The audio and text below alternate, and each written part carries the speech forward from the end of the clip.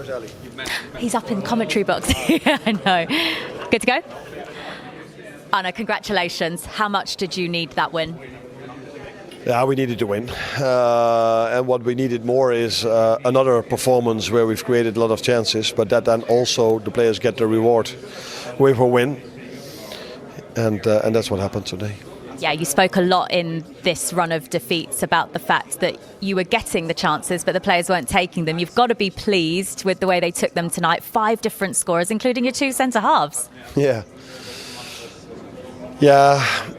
I saw a lot of similarities, by the way, today compared to our other games, because the first chance they got was immediately a goal, and maybe the only chance they got today, but that maybe was because we went 3-1 up, and it's easier to control a game of football if you're 3-1 up than if you are 1-0 down or 2-1 down.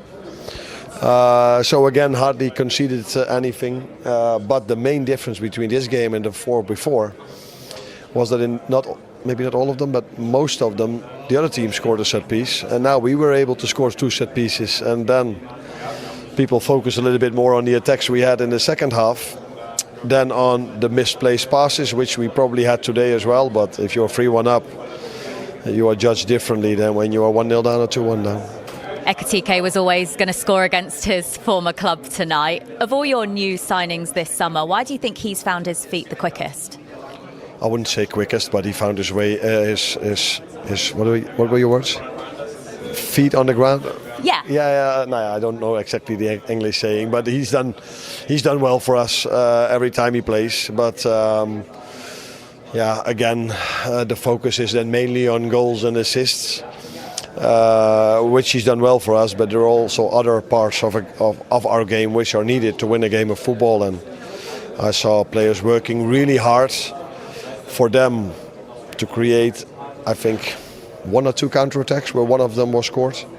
And that's also a main part of our game, and that's what they all did really well, including Hugo today. It's the longest we've seen Hugo Ekitike and Alexander Isak on the pitch together. Did it work? Hugo got a big chance and he scored them. Alex got a few. Unfortunately didn't score yet. But he had to go off at half-time because he felt his groin a little bit. So that's a pity. But yeah, I've said it many times, it's such a difficult balance to find with a player that missed out 3 months. You bring him slow, you bring him slowly. People are maybe sometimes arguing if you cannot play him more or more often or longer. And now we've played him for the second time in 3 days, and unfortunately he had to go off. So let's hope for the best. But it's not an easy balance to find if a player has been out for so long. Congratulations on the win tonight. Thank you. The goal stood. Of course, if you've been watching Champions League, if you follow our socials, you will know our friend Miles, who keeps making special appearances on the show, tried to open the pack of crisps for us, pack of chips if you're back at home. When you were feeling a little glum because Liverpool had gone 1-0 down, we'd just like to show you this clip. Take a look, just keep watching the background of this clip and see what you spot. There he is, Miles. Everton fan, we should say. He's a case, isn't he? But still. Me and Miles have got a date in a few weeks. Yeah. And his dad, right? And his dad, yes. Yep. And that is to do with the Merseyside derby. There was a little wager on it. So he's coming down to watch Everton in the new stadium. And I'm around that weekend, so he's going to take me for a meal and a little drink, which he owes me for losing out in the derby. I know. What's up, Mike? What are you doing? What are you doing? My ear just stopped working. And are you giving him some kind of VIP treatment, are you? Yes, we're going to go for a little meal. Where are you taking him to? Yeah, but he's paying for that part. Is it San Carlo? Listen, he's supposed to pay, but I'm going to end up paying, aren't I? But no, he's going to go to the Everton. Who were Everton playing that day? Was it Fulham? I think it might be Everton in a couple of weeks, yeah. Okay. Yeah, so we're going to have a couple of hours, yeah. Let's take a look at Liverpool's goals then anyway, because you banged 5 of them in. So let's see how you responded. Listen, Here you go. I absolutely love this goal and I love this fella. As soon as I see him in the Community Shield, he got a goal in that game and he's been Liverpool's best player this season and he hasn't played all of the minutes. And right now, I think on the back of this, he is Liverpool's first choice number 9. find his way into the team. He started both of them tonight. Isak came off a half-time, I'm not quite sure why, but he's Liverpool's #1 striker right now. And Virgil van Dijk, the manager's been complaining about Liverpool's record on set pieces at both ends of the pitch this season, and Virgil van Dijk, we've seen that so often. Not so often from his mate alongside him, who's had a very difficult start to the season, but look back to his best at the weekend, and he's got a goal here as well. So hopefully that'll give him huge amount of confidence in these coming weeks. And then Gakpo scored. But the big thing really was Florian Wirtz getting his first assist. There'll be more assists to come, and there'll be better assists than that. But that'll just do him the world of good. And I should just mention Gakpo, because he probably doesn't get the praise other players get. He's not a superstar, but he consistently scores goals for Liverpool, and he has done since he come to the club. So that's a great moment for Wirtz, just to get that monkey off his back in terms of the assist. And then he got another one. Now, as I said, he will get better assists and maybe more difficult ones than this, but it still goes on the record. And Szoboszlai has another great shot. But yeah, it's nice for Wirtz. He's been back to Germany. What he was brought in to do was to create goals and score goals. And the only disappointment was that he never scored tonight. And he should have scored if Mo Salah would have passed to him at the end of the game, which he should have done. I think Mo Salah came on sub, and he was desperate to get a goal himself. He should have just laid it on to him, and it would have been the absolute perfect night. All right, so 3 points to Liverpool. Big win for you guys. Congrats. The crisis is over, Jamie said. Well, the 72, you'd have to put that away, won't you, until we lose 4 games again in a row. Congratulations after Liverpool's recent run. How much did you not just need a win tonight, but a statement win as well? Oh, listen, I don't know if it's a statement, but obviously it's a win and something to build on, and on to the next. Sense of relief, though, amongst you all? Listen, we in the football, at least I'm in the football business for quite a while, so I don't think there's relief, but obviously we were all disappointed with losing games, and obviously it was a positive that it didn't happen, at least in my time, I think losing 4 in a row. So obviously that's something you have to then deal with as a group. Stick together, block the outside noise, and keep working. And today we won.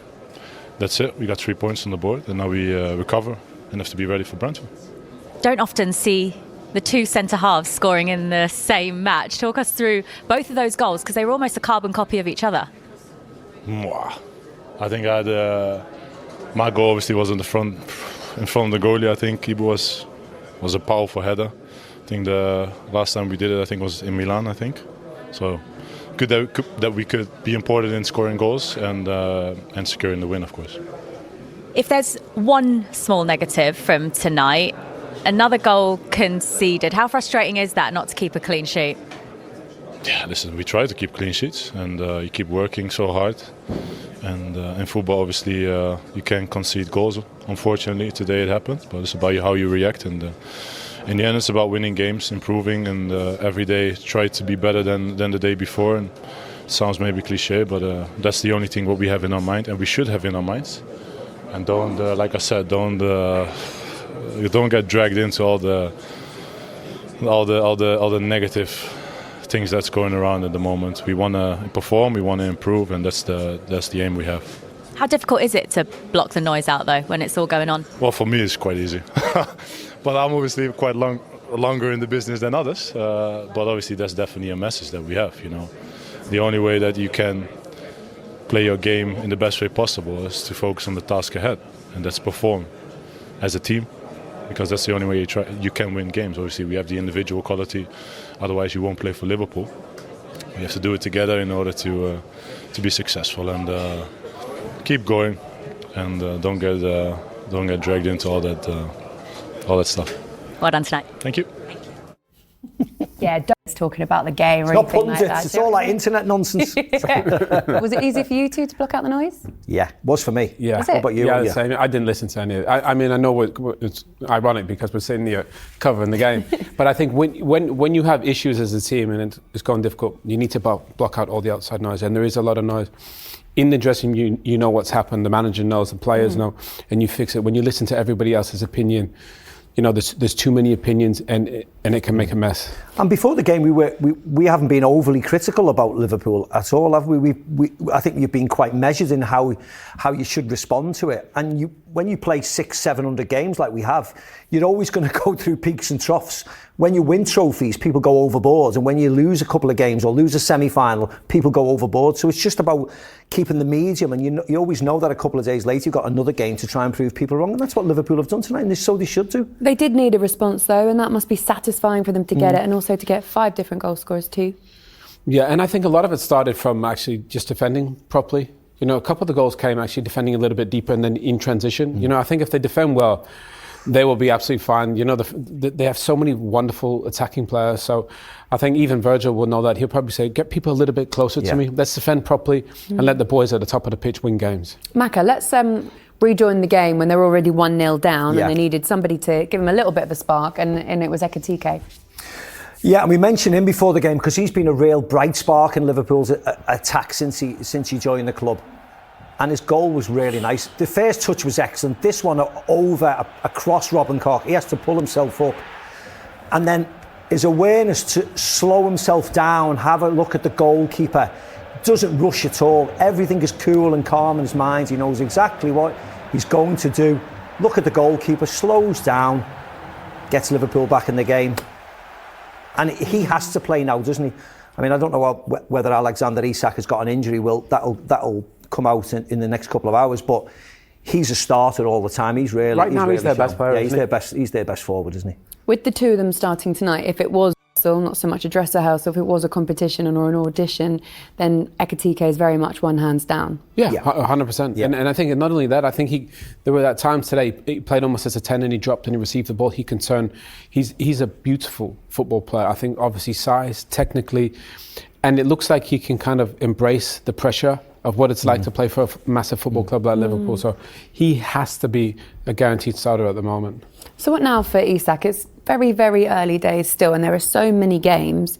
Will it do anything to his confidence of coming off at half-time and this tonight? It will if it's just a sheer choice. You're not playing well enough and get off, but I'd be very surprised if it's not an injury or some sort of precaution, because to bring somebody off after 45 minutes when you're 3-1 up, when he wants to play more minutes to get his fitness levels to such an extent, I'd be very surprised if it wasn't something else. And if it is something else, then Arne Slot has got an easy decision to make now against Brentford, because you really play Gakpo, Ekitike and Mo Salah, because Isak's struggling and Chiesa probably needs more minutes, so it may spare him a chance of dropping one of the 4 forwards. But again, we'll wait and see when we finally get to know what's wrong with Alexander Isak. Okay, well, we're going to get some reaction with the other striker. Ekitike is now speaking with Jules Breach. Let's go over to Hugo and her now.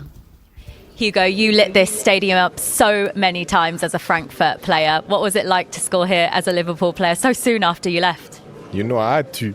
It was a great feeling. Obviously, it was something special today for me to come back. I would say at home. I know everybody's here, so it was a special game for me. And obviously, win, that was important, and score my first goal also in Champions League. I'm really happy.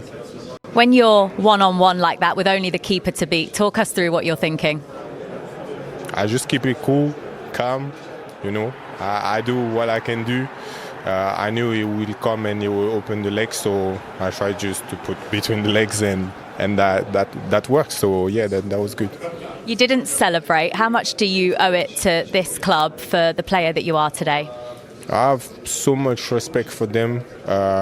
They made the player I am right now. I wouldn't be here if I didn't came to Frankfurt.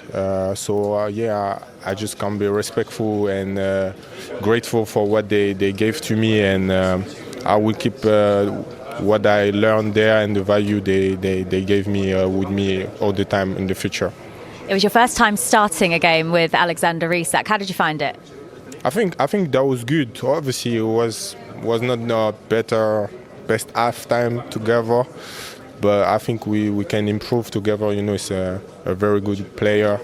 And I know in time we need to work together and find a good association. And I think the links will come and then it will work. Of all of Liverpool's new signings that came in this summer, you seem to have settled in so quickly. Why do you think that is? I think it's because obviously in my brain I feel good at first. I have very good teammates, good staff. I love my life there. So I said a word and I just hope I'm going to keep going because it's consistency in football. But yeah, I feel really good and yeah, they just helped me a lot. So I think that's why I'm calm and... Well played. Thank you. He's got quite a brilliant attitude, really, hasn't he? Very calm, very chilled. Here's his touch map. What did you make of his performance overall? Didn't have to do much to defend him, did he, Maka? No. The thing is, he is everywhere. And I think normally you think about, a Targum and a Gyökeres or those types, Haaland. This guy is a pure player. He's a beautiful football player. This is ridiculous, by the way. The pace that he has. And not only that, this touch I think is amazing. And then the composure. He said he knew the goalkeeper would open his legs. I didn't know that. He didn't even know him. He just signed this summer. Yeah, he's probably just said that in his interview, I think, mate. No, That's all it was. Oh yeah, but it was nice and calm, wasn't he? Goalkeeper comes flying out. Has a look at the goalkeeper to see where his body is and how he's positioned, and gets his goal. He has a confidence which I think is quite unique, actually. I don't think you can really teach that. He carries himself with, I think Fletch said it in commentary, he has an elegance to the way he plays. He's got something special, I think, about him. Obviously he's a fantastic player, but like you said, he's calm.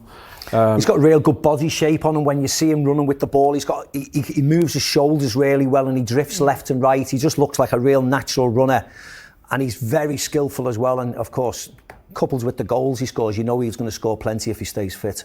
Let's talk about Mo Salah, guys, and whether or not it's too early to talk about any kind of changing of the guard yet, because this could also just be a little bit of a momentary blip for Mo Salah. The consistency that he has had over his career, especially at Liverpool, has been incredible. Yeah, one of the best, and he deserves.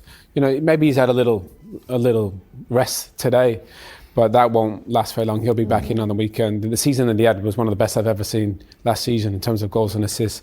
And he's still scored a couple in the Premier League already this season. Not like he hasn't scored at all. And he could have had a couple even against Manchester United. So I think to make him a little bit angry or maybe push him is not a terrible thing. And they have options now to rotate in case somebody has a dry spell.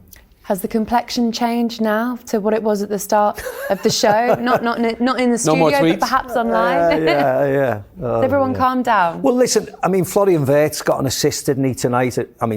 And before anybody starts saying that second You're one, not having a second that one. second one is not an assist. It was a simple pass to Szoboszlai. That wasn't an assist. But his first one was an assist, so that gets his confidence levels up. And then people stop talking about that. So loads of tick boxes tonight for Liverpool and a lot of the players. Yeah.